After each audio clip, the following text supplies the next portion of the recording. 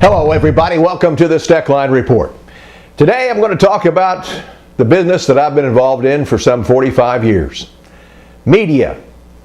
Not necessarily broadcasting, but all media, especially print media, that is really not responsible for what they print. Pretty sad. I want to talk about it in 60 seconds. Stand by. I first got started in the cattle business. My wife and my father-in-law got me into it. I love dealing with the animals and being in the outdoors. At American Ag Credit, I know a lot of them are in the same business that I am. Therefore they understand what I need and what problems I'm against, so they can work with you on it, and it makes it much easier. It's been passed down to me through the generations, and I want to pass it on down to the next generation or two.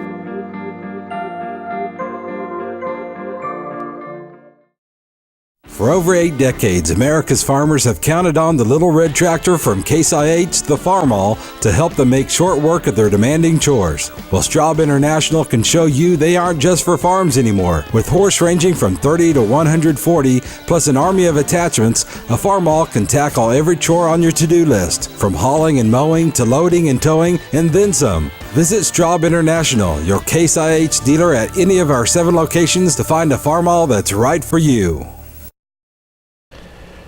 Well, folks, we're going to talk about the media just a little bit today, as I think they have a major influence on the thinking of Americans today, much more than they did a few years ago, because they're digging up more information and they're giving information that they haven't dug up. And that's what I want to talk about today. In the last 2 or 3 weeks, I've read stories in the Wall Street Journal and the New York Times that just light a fire under you. If you're an agricultural person and you know anything about our business, these articles will really put you on edge. Example, global warming. There was a big old story in one of those newspapers about global warming just a few days ago. And all they talked about was how global warming was affecting agriculture and food production, and they pointed to the 2012 drought that burned up a good part of the country that I live in. Yes, it was bad, and we had a very poor crop. That's all they talked about. They forgot about the record harvest that's being hauled in as we speak. The 2013 record breaker. What happened to global warming this year? I got to tell you, folks, there has to be a day when the people that write articles have to stand by them in truth and matter. Another example, the U.S. ethanol industry is all up in arms, battling for the upper hand in the court of public opinion too, because there's a lot of talk about the Renewable Fuels Act being cut back to where we don't use nearly as much of ethanol in our blended gasoline products. EPA supposedly has got some leaked information that they're going to cut her back as much as a billion gallons. Folks, that would be a big deal. That could not only depress ethanol sales, but corn prices as well. An AP story comes at a time when the EPA has leaked this information that points to erroneous information by leaps and bounds. And the president, or vice president I should say, of research for the Renewable Fuels Association, up in arms, is writing letters and telling people about it, but guess what? Those newspapers won't print this. For example, they say that the expansion of corn-based ethanol has led to more land coming out of CRP and an expansion of cropland overall, including converting wetlands to corn.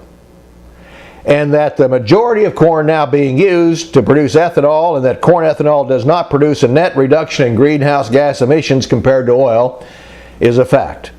Well, there's a number of studies, and we have all kinds of facts, and Mr. Cooper pointed them out, that the amount of land devoted to crops has been on the decline since RFS was passed in 2007.